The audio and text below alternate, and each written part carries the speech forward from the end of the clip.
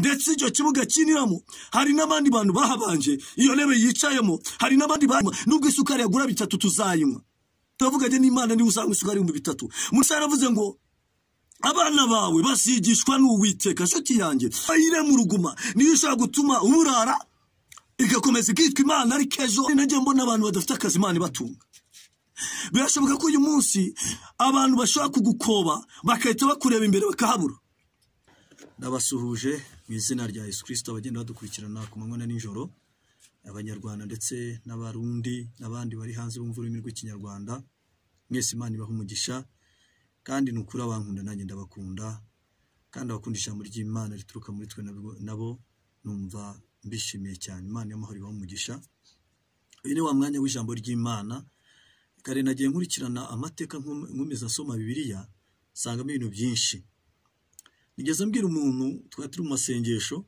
ndabwira buriya umuntu yagukunda nubwo akora bibi ntago ibyo binajya bitindaho akenshi na kenshi aragusanga yamara kugusanga akakubwira ariko nakumvisheho bino ariko ikizakubwira umuntu yatagukunda niyo bamubwiye akantu k'amafuti warakanariza akazamura akagira karekare cyane ugasanga arimo aragenda hose abitanga avuga uburyo avuga ububi bwawe kandi wenda ari n'ibinyoma rero iyo umuntu agukunda ikizakubwira ko umuntu agukunda niyo bakuvuza ibikuriho ajya gusanga yamara kugusanga akabasha kujya kuba ati nakumvishe ibintu kandi koko niko bimeze umuntu umwe yaranangaje cyane bari abakozi b'Imana bagenzi banjye baza kuganira ku muntu kandi koko nabigenzi basanga nibyo arangije uko babivugaga wakuzura umwuka wera agafashwa ariko batari kugira ngo nawe uvuge nkatwe kuki wowe urushaho kuzuzwa n'uvuge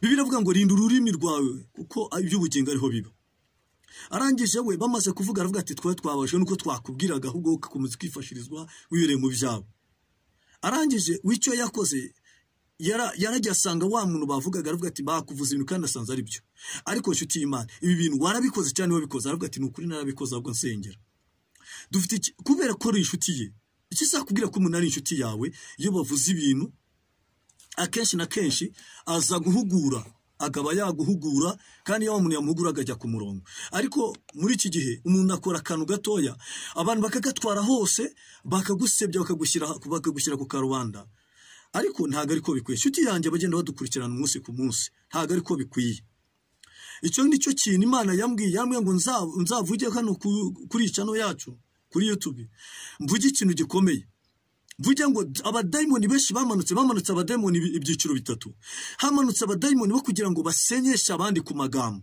nshuti yanjye basenyesha abandi ku magambo ni ukuvuga ngo umuntu nibabasha kuvuga umuntu akabasha gukora umurimo agakora umurimo abandi bagaca inyuma kubw'umwuka w'ishyari wamaze kumanuka mu bantu natangira kuvuga aturuka abandi inyuma bamusebye n'abamara kumusebya bamushyira ku karubanda ariko ntago ari cyo kintu Imana igusaba kugira ngo babashe guca intege wa muntu utangiye gusenga utangiye kwinjira mu mwuka wo gusenga kugira ngo mu intege niba aririmbaga bajye bicara ngo runaka ngo uko aririmba ngo kandi arimba ari umunyabyaha ngo ari umusambanyi ari iki kandi wenda banamubeshyera abo nibo badayimoni bica intege bo kugira ngo bace abantu intege niba uri umunyamasengesho bataha runaka ura nubwo ari umunyamasengesho ariko se nitumuzi ijoro rye nituzi uburyo ora mukobwa sambana akora ibyaha nuko buryo Satani yaje nawe ati barani narabavuze kugira ngo bijire mu byaha bigiye bitandukanye reka mbateze abandi kugira ngo babashe kubananiza babagira ishyari babarwanye cyane bamara kubarwanya bagenda bacinege umurimo w'Imana ushire muri bo niyo kuririmba byongere bibi kibazo gusenga bibi kibazo imirimo y'Imana igenda bikibazo ariko wowe udukurikiranye nshuti yanjye ntago ari cyo ngicyo Imana igusaba ntago ari cyo gusaba abantu benshi baca abandi intege bashinzwe guca abandi intege mbona umudayimoni araje ariko mbona umudayimoni w'amagambo aranjenjera muri benshi kugira ngo bananize bagenzi babo kugira ngo uvuga ubutumwa kuririmba n'ibindi mirimo y'Imana itangire icika intege babyinjiza no mu bashumba bababwira ati barunaka twe turabizi twaranabigenzuye noneho barekunda ari umunyamafaranga n'iki agapfa kuvuga ati reka tubikore Bibiliya isobanura umuntu umwe nakunze cyane umwitwaga Stefano ngo babuze icyo bamurega ku Mana ye ngo arangije araburanya arabatsinda ngo barangije ngo noneho bashaka abagabo babiri b'ibigoryi ngo kujya murega ibinyoma dufite ikibazo cy'uko abantu barimo kurega abandi binyoma shuti yanjye ariko ntago ari cyo ngicyo Imana igushakaho icyo Imana igukeneyeho ni uburyo bwose bwo kugira ngo ubashe kugira ngo ubashe gusiba icyuho, kugira ngo umurimo w'Imana utere imbere. Ese niba usanze runaka urimo kumuvuga nawe ukamuvuga, ese numara gukata ugira ngo we niba azakuvuga? Akenshi hari igihe bavuga umuntu kandi babizi ko muri inshuti, bamara kujya kubera atari kuriya nubwo twavuganaga nawe turabizi ko babikoranye. Ariko inshuti yanjye niba wumvishe ibyo, banza ucyahi wosenyera aho ngaho, kandi usanye na mwene so umubwira ati ariko ibindi ndimo kukumvaho niko biri cyangwa se ko biri, akubwira ati rwose ni urugamba ndimo kurwana, ahubwo inshuti y'Imana agenda usengera. Aho kugira ngo ajye kumusengera ahita agaruka akavuga ati rwose ibyo bambwiye niko kuri, wa muntu byayo niko ko yarabikoze, ugasanga inkuru ibaye kimumu. Ariko inshuti yanjye ntago ari cyo ngicyo Imana igushakaho. Icyo Imana igukeneyeho ni umutima w'imbabazi. Icyo Imana igukeneyeho ni umutima w'urukundo. Icyo Imana igukeneyeho ni ukubana, biravuga ngo tugire umwete wo kwezwa n'uwo kubana n'abantu bose amahoro. Icyo Imana igukeneye ni ukwezwa, warangiza ukabana n'abantu bose amahoro. Haleluya. Icyo Imana igukeneyeho ni ukwezwa, warangiza ukabana n'abantu bose amahoro. Nagira ngo rero tugane ku ijambo ry'Imana riri hano, ariko ku kantu uwo niwo mudayimoni waje w'amagambo kugira ngo basenye abandi mu murimo w'Imana. Undi mudayimoni wa kabiri ni umudayimoni w'inzangano. Dayimoni w'inzangano ukare umuntu gusuka mwangira ubusa, ugatangira ukamusebya ukamushyira hasi. Uwo mudayimoni arahari kandi afite imbaraga nyinshi. Umudayimoni wo kugira ngo basebye bagenzi bacu cyangwa bagenzi bawe, ugasanga umwuka w'urwangano wo gusebya, w'ishyari, umwuka wo gusebya nawe urajya gusa n'icyo ngibyo. Ariko wa gatatu ni umwuka witwa ubusambanyi, umwuka w'ubusambanyi. Satani yaraje biba ikintu cyitwa ubusambanyi, ikintu cy'inzangano n'ibintu byo guteranya, arongera bibanda ikintu cyitwa ubusambanyi. Ubusambanyi bagenwa bwinshi, buba bwinshi mu bantu, ingo zitangira kugenda zisubiranamo, zitangira kugenda zigirana ibibazo by'inzangano nyinshi za hato na hato, ndetse abantu batangira kubona ko batakikwiranye. Satani akakwereka ko uwo mugore wawe mutagikwiranye, umugabo mutagikwiranye, ahubwo akakwereka. Naratangaye cyane ari umuntu usenga w'umurokore, ubu ngubu ejo bundi naragiye nsanga yavuye mu rugo rwe, afite umugore ahembwa amafaranga menshi, afite akazi keza, babyaranye gatatu, ndetse uwo mugabo nawe yikorera ibintu biciriritse by'amafuti, ariko umugore afite umushahara mwiza. Ariko arangije aragenda afata akana k'imyaka nka 21 ana gatoya, ahita agenda aragakodeshereza. Umugore bashya bafata aho bari aravuga ati burya nakubwira icyo uzagenda wishakira umugabo, kuko ngenda maze kugenda kandi sinzagaruka. Kandi ari abantu basenga. Ubwo muri icyo gipangu niho bari, umugore yarumiwe, yaritaye nyine isura mu bana be, aravuga ati ubwo niba uko bimeze nta kibazo.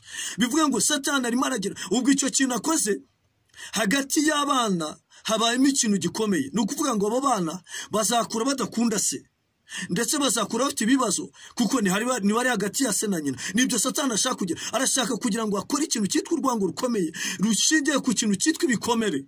Satani nta kindi kintu kimuzanye. Ibikomere, icyo asanye ni ibikomere. Nshuti yanjye, nta kintu Satani kimuzanye, ni ibikomere. Reka dusome muri Yobu. Nsome ijambo riri muri Yobu. Reka dusome muri Yobu. Ijambo riri muri Yobu. Ibice byaho ni 5 ndumva. Ibice 5 murongo ndumva ni wa 17. 5:17. Reka dusome 5:17 iravuga ngo hahirwa umuntu Imana ihana. Nuko rero ntugasuzugure igihano ishobora byose iguhana, kandi ariyo irema uruguma, kandi ikaba ariyo yomora. Niyo yomora. Haleluya, ngo niyo yomora. Irakomeretsa kandi amaboko yayo niyo akiza. Izakurokora ibyago 6 ndetse 7, kandi nta kibi kizakuzaho. Mu gihe cy'inzara izagukiza urupfu, no mu ntambara izagukiza imbaraga y'inkota. 20 kavuga ngo inkota izahishwa uzahishwa intonganya y'ururimi, kandi ntuzatinya kurimbuka kuje. Urimbuka n'inzara uzabiseka, kandi ntuzatinya inyamaswa zo mu isi. Haleluya. Tushingiye kuri iri jambo ry'Imana, niryo tugiye kugira. Rino ni ijambo riri muri Yobu igice cya 5:17. Nshuti yanjye, akenshi ibintu by'ibikomere duterwa n'abandi, ni ukuvuga ngo Satani afite imigambi yo kunyura mu bantu, yamara kunyura mu bantu akabasha kugira ngo abashe gusenya ibintu byari byubatse. Niyo gahunda Satani afite niyo gusenya. Nababwiye ngo ikintu cyamanuye Satani yaje gusenya, kurimbura, nta kintu cyamuzanye, kwica no kwiba no kurandura. Nicyo kintu cyazanye Satani rero yagiye gukora, akabasha gukorera mu bantu. Dusoma cya gice twasomye uburyo Edeni yari nziza, ariko ngo umwanzi araza aca mu nzoka, aravuga ngo iki giti mukiriye mwabasha gukanguka, mugahumuka, mugasa nk'Imana. Ngo asoroma ku mbuto arazirya, ngo n'umugabo yasharamuha. Hano Bibiliya yatubwiye, haleluya, yatubwiye ngo hahirwa umuntu Imana ihana. Nuko rero ntugasuzugure igihano ishobora byose iguhana, ngo kuko ariyo iramuruguma, ngo kandi ikaba ariyo yomora. Nshuti yanjye, irabareka bakakugeraho ikintu Imana itemeye ko kikugeraho. Nago yakemera ko kikugeraho, ariko Imana ikibasha kwemera ikintu ko kikugeraho, kuko ari cyo gihe cyo kukugeraho. Nababwiye ngo nta kintu cyamanuye Satani. Niyo mpamvu kuririmba kwawe, ubundi utaririmbye neza Satani arwanya kuko waririmbye. Kandi iyo wabasha kuririmba, ni ukuvuga ngo kuririmba kwawe biba bishaka ko Imana ibasha izina ry'Imana rikazamuka, ndetse abantu b'Imana bakumva indirimbo urimo kuramya uhimbaza uvuga, bigatuma abantu benshi babasha guhinduka. Icyo rero nta kindi kintu gishobora kugera. Satani akoresha abantu, agaca impande zose, akagusenya ku kintu cyitwa amagambo, akagukomeretsa mu buryo bukomeye, kugira ngo abashe kunaniza icyitwa ijambo ry'Imana. Muri mu ndirimbo z'ubuhanuzi ubasha gutanga, nta kindi rero azakoresha uwo muririmbana. Namara kumukoresha niba uzaza mu bintu byitwa kugukomeretsa, kuko Satani yaramanutse cyane kandi ntabwo azakoresha umusinzi wo hantu, azakoresha nimwicarana ku ntebe. Satani amuteze ikintu cyitwa urwango, amuteze ikintu cyitwa ishyari, abashe kuzamuka mu ishyari, atangire kukurwanya. Atangire ngo niwe ufite mikrofoni, niwe ubasha gusenga amateraniro, mbega ibyo Satani abimurize, abibashe kubimuha. Namara kubimuha, urwango rero runini cyane, kandi muri korari abashaka uburyo bwose kuririmba wabireka, wakivumbura ukabireka. Nshuti yanjye, wowe udukurikirana, niba uri umuririmbyi ukaba warahuye n'ibikomere by'abagukomeretsa, Bibiliya yavuze ngo hahirwa umuntu Imana ihana. Nuko rero ntugasuzugure igihano ishobora byose guhana, nguko ariyo iramuruguma, kandi ikaba ariyo yomora. Ibyo byemera ko bya bintu byose bikugeraho. Bebe ngo hahirwa umuntu Imana ihana, hahirwa umuntu Imana ihana. Nuko rero ntugasuzugure igihano ishobora byose guhana, ngo kandi ariyo iramuruguma, ngo kandi ikaba ariyo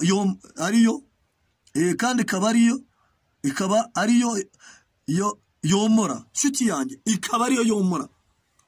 Nuko rero nshuti yanjye, Imana yamaye message, ndabizi neza ko uzambona wamuririmbye ufite ibikomere by'abandi, urajya gufata mikrofoni, urugamba rugahaguruka, intambara zigahaguruka, abavuga bakavuga, abakoba bagakoba, abagusekera bakagusekera, bagatangira kuvuga ngo uriya, bakakujyana n'inzara, kubera ko hari umuntu waciye inyuma arangije arakuvuga, aravuga ngo ijoro ryawe ngo uragenda ugasamana. Ariko nshuti yanjye, niba ibyo bikugezeho, ntabwo Satani ashaka kurwanya ikitariho. Satani akenshi arwanya ikintu kiriho, niyo mpamvu ashaka kugira ngo impano yawe yizimye. Ariko nshuti yanjye, niba yanakuvuze, haguruka cyane, uririmbe cyane, kandi usenge. Kandi ibyo bintu akenshi na kenshi babigutongera bikuvuga gutyo, birangira uvuga ati n'ubundi ukivumbura uvuga ati reka kurimba mbireke bakorari imusigire, ugasanga no za ntege nke zagufasha kuko wafashirizwaga muri korari, akaba ari wagufata wasubira inyuma, kandi koko byabya ukabivamo.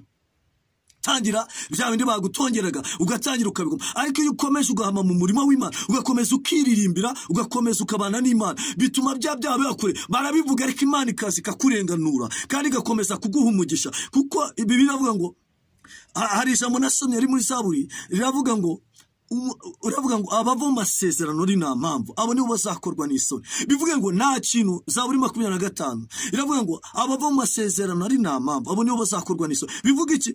bivuga ngo nubwo yakuvuga akakuzengereza ariko ntibiburishamo umugambi w'Imana w'icyo yakuvuzeho ko kizaso. Ahubwo Satani abagira ngo ukorwe n'isoni uve muri ya korari, nuva muri ya korari ndagira ngo umwiruke umuvuga butumwa, nawe nahawe ubutumwa bwe. Imana yambwiye ngo wamuvuga butumwa bwe, uratangira wavugira akahita avuka abantu bakashibuka kugira ngo babashe kurwanya umuhamagaro wawe, bagenda baguhagurukire babasha kuvuga kugira ngo bagatangira kugusebya no kukuvuga, kubera ko Imana imwe kukwishima muri iryo vuga butumwa cyacu muri korari cyangwa muri iryo vuga butumwa, ariko haguruka abandi bantu mukorana umurimo kugira ngo bahagurukire kugusenya. Nibahagurukira kugusenya bagushyire hasi, nani Satani abagira ngo gusame wivumbura ubyatinda nabiretse n'ubundi ibindi bakora simpembwa niki, kugira ngo wivumbure usubire inyuma. Numara gusubira inyuma Satani bizarangire Satani agufite. Nshuti yanjye, abava amasezerano nibo bazakorwa n'isoni.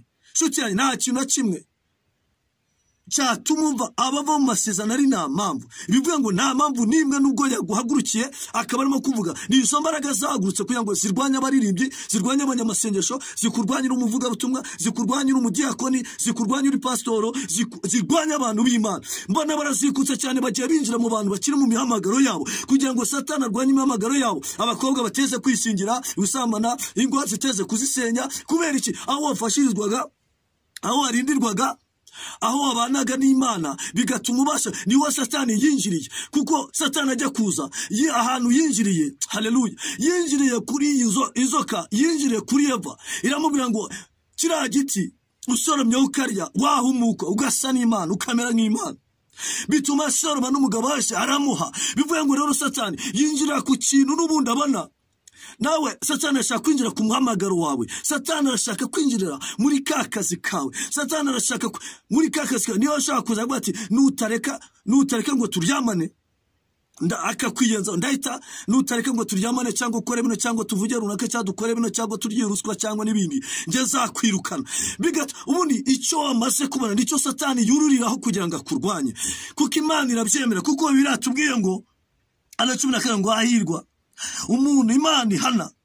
Nuko rero ntugasuzugure igihano, ishobora byose iguhana, ngo ko ariyo irema uruguma, ngo kandi ikaba ariyo yomora. Niyo irema uruguma, ni nayo yomora.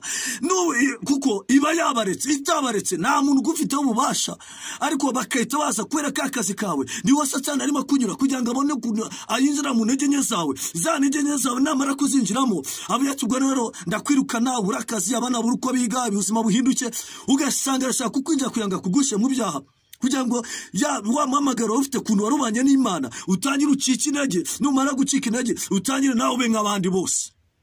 Ari abantu batangiye neza ariko bagenda babinjirira. Satani agenda binjira kugeza uyu munsi. Hari abantu baririmba bakarimbira ku bikorwa by'ubusambanyi, hari abantu bajya ko cyangwa bagakora imirimo kubera ko Satani yarinjiye cyane, amaze kwinjira arabataka, arabashyikira. Ndagira ngo umbwire wowe uri mu kazi, nta kintu na kimwe gishobora gutuma uva ku Mana, kuko ibintu byose bikugeraho Imana iba yabibonye. Ibi bize bavuga ngo niyo mpamvu hano yavuze ngo nira mu ruguma kandi ni nayo irwomora. Nshuti yanjye, Imana niyo yagukomerekeje kandi niyo izakomora, niko Bibiri tubwira. Nuko rero biba byakugira, nta mpamvu nimwe yatuma uva mu ijambo ry'Imana, nta mpamvu nimwe yatuma uva ku Mana. Nubwo waba ako kazi kawe bashaka kwirukanaho, uzemere bakakwirukaneho. Wa mukobwa, niba hari umuntu ukubwira ngo agiye kuguha akazi, ni intege nke zawe yazibonye kugira ngo ugende uryamane nawe. Ejo buno umwana w'umukobwa yarambabaje, yarangiye kwiga, amaze kureza kwiga ahita ajya gusabana akazi, simavuga kubw'umutekano wanjye. Amaze kujya kugasaba, uwo muyobozi cyangwa uwo muntu ukomeye aramubwira ati gemera turyamane kugira ngo akazi. Aramubwira ati genda senga, ndi umukristo, ndi umuntu ubaha Imana, ndi umuririmbyi, ndi umunyamasengesho, ndi umuntu w'Imana, ntago nakora icyo cyaha. Niyo handi twavuze itangiro tuvuga ngo Satani ngo arangera ngo Eva amubwira ijambo rikomeye, avuga ngo Imana yaravuze ngo umunsi twariye kuri iki giti no gupfa tuzapfa. Nawe aragera amubwira ngo nje ndi umunyamasengesho, ndi umuririmbyi, ndi umuntu w'Imana, ntago nakora icyaha kimeze gutyo.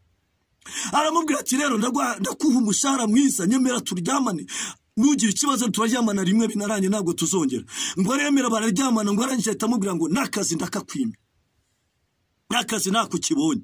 Bivuga ngo guhamya kwe kwarananiranye. Dufite ikibazo cy'uko abantu batarimo guhamya kugira ngo babone serivisi. Ariko inshuti yanjye, ushobora kubona serivisi ariko waguranye umwuka wera, ushobora kubona serivisi ariko wanayibona pe ukanayishyiramo Imana inyereka abantu urushani runini rujya gushima, akajya gushima ngo ndashima Imana ko yamaye akazi keza, ngo byari bikomeye, ngo nagiye gusenga mu butayu, ariko byararangiye ajya gusenga Imana imwemera akazi, ariko biza kurangira ahuye n'umukoresha we bagwana mu cyaha, akaza mu nzu y'Imana gushima kandi yaramaze kugwa muri ibyo byaha. Shuti yanjye hano rero byo ngo niyo yagukomerekeje nayo yemere ko akazi ukabura, ariko izazi komore, bivuga ngo niyo yemeye ko akazi ukabura yarabyemeye kubera ko yaremeye, uhamye Imana iremerera kwemera, ariko ngo izaza kukomora.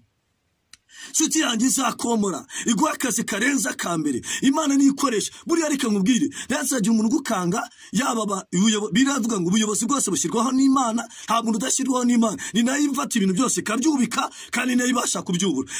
Yagukangisha uwo mwanya ariho, ariko ndetse icyo kibuga kiniramo hari n'abandi bantu bahabanje, iyo ntebe yicayemo hari n'abandi bayicayemo. Rero kugira ngo gukangishe ngo muryamane, kugira ngo gukangishe ngo muri iyo ruswa, kugira ngo gukangishe ibyo byose, hari abandi bahabanje. Bivuga ngo nawe yahamukura kandi yazagaruka agasanga nawe hicaye. Bivuga ngo rero ntusagira ubwoba bwo kumva ko akwimya akazi, umve ko ubuzima buhagaze. Muri misi Imana nabwo nubwo ibintu bikomeye, isukari ishaka igura 2,000 tuzayinywa. Haleluya. Nuziyandurishe abantu bagendana n'Imana, nibo bagiye kubona amahirwe aruta yandi. Abantu basenze Imana, bavuganye n'Imana, nubwo isukari yagura 3 tuzayinywa, kubera ko Imana yavuganye natwe. Umuntu wavuganye n'Imana niwe uzanywa isukari 3,000. Umuntu wavuganye n'Imana niwe uzagura amavuta 3,500. Umuntu wavuganye n'Imana niwe uzagura umuceri uhenze. Haleluya. Umuntu wavuganye n'Imana, wagendanye n'Imana, witajya guhamurwa, gufite abana 10, gufite abana 8, wajya no kumutura ikibazo ati turyamanye nibwo nakirangiza abana bakiga. Yesu aravuze ngo abana bawe bazigishwa n'Uwiteka. Shuti yanjye nugira ubwoba, abana bawe birashoboka ko mwitangira, kuko mwitangira yavuze ngo hahirwa umuntu Imana ihana. Nuko rero ntugasuzugure igihano, ishobora byose guhana. Nuko rero ntugasuzugure igihano, ishobora byose guhana. Bivuga ngo ubuzima bwose wamaze kugeramo. Hepfo akavuga ngo kandi hepfo akavuga kuri 18 bavuga ngo kuko ariyo ire mu ruguma, kuko ari ire mu ruguma kandi ikaba ariyo yomora. Niyo ire mu ruguma, niyo ushaka gutuma uburara igakomeza ikitwa Imana, ariko ejo umunsi ukihangana, hari Imana ishobora kwemera urwo ruguma rukakugeraho. Ibyo bikomeye by'abagukoba, ibyo bikomeye by'abaguseka, bigeze mbwira abantu nabo birashoboka ko uyu munsi, haleluya, birashoboka ko uyu munsi ushobora kuba nta kazi ufite, kandi najye mbona abantu badafite akazi Imana ibatunga. Birashoboka ko uyu munsi abantu bashobora kugukoba bakahita bakureba imbere bakahabura. Ikizakubwira umuntu ko yatangiye kugusuzugura, atareba imbere aho hakabura, kubera ko uri mu bikomere, kubera ko uri mu bihe byo gukomereka. Akahita areba imbere akabura, akavuga ati kugira ngo runakura dukundane, akahita atangira kugukoba, agatangira kugusebya, akahita atangira gushyira, kuko yarebye abona imbere yawe naho. Akenshi abantu bakunda abantu babaha. Bishoboka ko hari igihe wabagara waramuhaga, bishoboka ko hari igihe wamuhaga, ariko uyu munsi kuko nta kintu Mana we, nta kintu akakanya urimo kumuha, akahita atangira kukuvuga, akahita atangira kugukoba, akahita atangira kugusebya, kuko yarebye imbere yawe arabura. Ariko shuti yanjye, haleluya, ndagira ngo ngubwire ngo imbere hano gatoya, Imana ishimwe kuko Imana ari iturebera imbere. Haleluya. Imana ni iturebera imbere. Imana ni y'ubuzima bw'uyu munsi, ni nayo y'ubuzima bwawe bw'ejo. Abantu bashaka kubura imbere yawe, ndetse nawe wareba ukahabura, kubera igihe cy'ibikomere urimo, kubera igihe cyo gukomereka urimo, kubera igihe cy'ubupfubyi urimo, kubera igihe cy'ubupfakazi urimo, kubera igihe cy'ubushomeri urimo, kubera igihe cy'inzara irimo kukurya, abantu bakakuvaho, ndetse nawe ukaba uri mu bikomere. Ariko Imana yavuze ngo niyikomeretsa, ngo kandi niyo yomora, niyo yemera kusha hasi. Haleluya. Kandi niyo igaruka ikakuzamura. Hano yavuze ngo niyo igukomeretsa kandi niyo ikomora, ikakomora. Hano yatubwiye niyo igukomeretsa kandi ikakomora. Dusomye hano, dusomye 18 ngo kandi ngo niyo ira mu ruguma, ngo kandi ikaba ariyo yomora, irakomeretsa, iromora kandi ikanakomeretsa, iremera ugakomereka. Hari ibikomere byakugezeho, lazopenestaya, ufite ibikomere by'uko arabo wabuze, harabo bari bagufitiye umumaro, harabaguhaga akazi, ndetse wapfushije abantu, ubura inshuti, ubura imiryango, uwari wizeye wahanze wagufashaga arapfa, uwari mu Rwanda wagufashaga arapfa. Ufite ibikomere by'uyu munsi, ufite n'ibikomere by'igihe cyashize, ariko ngo niyo iramuruguma kandi nayo yomora kandi ni nayo iteza igisebe kandi ikaba nikomeretsa kandi kanomora. Birashoboka ko ibyakugezeho byose bitatunguye Imana. Nshuti yanjye, birashoboka ko hari ahantu wari wizeye ko bazagufasha bakakubakira bakaba barabiretse. Birashoboka ko hari umuntu bari warakwenga azakubakira, ariko uyu munsi dosiye yararyamye. Nshuti yanjye, ngutangarize igihe cyo komora dosiye Imana igiye kuyubura. Birashoboka ko hari umuntu urakubwiye ngo azaguha akazi, none dosiye yarayubitse. Nshuti yanjye, haleluya. Kino cyongeye cyuko dosiye Imana igiye yaragukomerekeje, none ije kuyubura kugira ngo nawe gutabara. Muri nyawe ngo dosiye yawe yari yanditse nabi, Yesu ayibonye ayihindura neza. Birashoboka ko dosiye yawe y'ubukwe bwawe ufite ibikomere by'uko ubukwe bwe bwapfuye, niyo yagukomerekeje la robinistaya, ariko ni nayo yishe kukomora. Birashoboka ko ubukwe bwawe byivanga ukuntu. Birashoboka ko washatse urugo ari n'Imana yavuze uhuramo n'ibikomere, ariko ikintu cyo gihe cyuko Imana ije kukubakira ndetse urugo rwe karukomeza. Nshuti yanjye, birashoboka ko ubukwe bwawe bwahagaze, birashoboka ko nta n'ibyiringiro ufite, birashoboka ko ndetse n'umwe mugiye kubona yagukomerekeje, ariko aka kanya hari dosiye yawe igiye kuburwa, hari dosiye yawe Imana igarutseho. Imana yamwe ngo hari dosiye yawe Imana igarutseho, niyo yagukomerekeje kandi nije kukomora. Imana niyo yemeye kukomereka kandi ni nayo imanutse kugira ngo ugire gute ubashe komorwa. Yaragukomerekeje kandi nayo ije kukomora, ngo kandi amaboko yayo niyakiza. Nago amaboko yayo niyakiza, izakurokora ibyago 6 ndetse 7, kandi nta kibi kizakuzaho. Niyo yakomerekeje, ni nayo agiye kukomora, izagukiza ibyago 6 ndetse 7. Hari ibintu byawe byari byubitse, ariko aka kanya Imana irabyubuye. Hari ibintu byawe Satani yari yarafashe arubika, Imana irabyemera, ariko kuri Pasika ejo bundi saba. Haleluya. Yesu agiye kuzukana n'ibyawe, agiye kuzukana n'akazi kawe, agiye kuzukana n'amafaranga yawe, agiye kuzukana no kugukiza bwa burwayi, agiye kuzukana no gukiza uburwayi bukomereye, agiye kuzukana no kugera ku bana bakabaha ubwenge, agiye kuzukana no gukiza uburwayi bukomeye, no kubaka urugo rwawe, no kugera mu kazi kawe, no kukukura ubushumeri. Hari ibintu byari yubitse uri mu bikomere, ariko niwe uje kukomora. Azagukiza ibyago 6 ndetse 7, ngo kandi nta kibi kizongera kukugeraho. Nshuti yanjye, nta kibi, ngo kandi ukuboko kwe niko azaguhesha. Nshuti yanjye, ukuboko kwe niko azagutabarisha, niko azagutabarisha. Nshuti yanjye, kandi nta kibi kizakuzaho. Nshuti yanjye, nyuma yo kugira ngo uhura n'ibikomere, iyo amaze kukomora, haleluya, iyo amaze kukomora, nta kibi cyongera kukuzaho. Niko hano tubwe ngo kandi nta kibi kizakuzaho. Mu gihe cy'inzara izagukiza urupfu, no mu ntambara izagukiza intambara n'inkota. Mu gihe cy'inzara, mu gihe isukari yaguze 2,000, haleluya, iyo yamaze kugukuraho ibikomere, birashoboka ko mbere gato ibikomere byari byinshi by'ibintu bitandukanye, ariko kuko Imana imanutse kugutabara, haleluya, kuko Imana imanutse kukugeraho, kuko Imana imanutse kukurenganura, nta kibi kizongera kuzaho. Igihe cy'inzara, nshuti yanjye, izagukuriraho inzara, nta nzara izakuzaho. Nshuti yanjye, umuntu wagendanye n'Imana neza, isuka umukene ushaka kugura 3 ikiro, kubera ko Imana ivuga ngo nta nzara izakujya, nta kibi kizakuzaho. Ngo mu gihe cy'inzara Imana izagukiza inzara, izakuraho inzara. Mu gihe cy'inzara, ubwo isukari izagura 3,000, ubwo ibintu bizazamuka bigahenda, Imana izaguha, izagutabara, hazara izakujya. Nishaka isukari igura 5 uzayinywa, nushaka umuceri ugura 2,000 uzawurya, nushaka kawungi hezamuke, kuko yavuga ngo no mu gihe cy'inzara izagukuraho inzara, ndetse no mu gihe cy'intambara izakukiza inkota. No mu gihe cy'ibibazo, mu gihe cy'urugamba, mu gihe cy'ibyakugezeho, na Imana izagukiza ibyago 6 ndetse 7. No mu gihe cy'inzara, mu gihe cy'ibibazo, mu gihe cy'intambara runaka, mu gihe cy'ibiguhiga, nta bizakugeraho. Cyane turi ku musozo, ariko biratubwiye izakuraho, izabikuraho. Haleluya. Uzahishwa inonganya n'ururimi, kandi ntuzatinya kurimbuka kuje, kurimbuka kuje, kurimbuka n'inzara uzabiseka. Kurimbuka n'inzara uzabiseka. Kandi ngo ntuzatinya inyamaswa zo mu isi. Sishaka gusona kuri inyamaswa, ariko ngo n'inyamaswa ije ababizi binjira babyumve. N'inyamaswa ije ntago uzayitinya.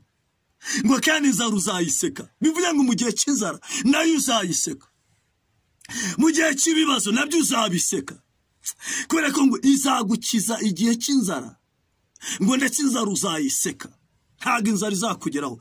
Ndagira ngo ubwire wowe wakomeretse igihe cy'inzara Imana ibigo ibintu bizamuka. Ntago ari cyo gihe cyo guhamuka. Buyavuga ngo mfite abana benshi. Abana Bibiliya abana bawe bazigishwa n'Uwiteka, bazagaburirwa n'Uwiteka. Ntago abana ari abawe. Imana nigira buzukurigira abana. Bivuga ngo Imana ikunyuzamo umuyoboro wo kubyara, ariko abana bose ari wowe uri w'Imana. Ntago Imana igira buzukuru n'umwana wabyaye n'uwaye. Bivuga ngo rero abana bawe bazarihirwa n'Uwiteka, bazagaburirwa n'Uwiteka. Ngo n'igihe cy'inzara abana bose bazarya. Ngo kandi inzara uzajya ureba ngo uyiseke. Uzajya uyireba uyiseke. Ngo kandi Imana izakuraho inyamaswa zo mu isi. Hari ibintu byinshi Imana izagukuriraho.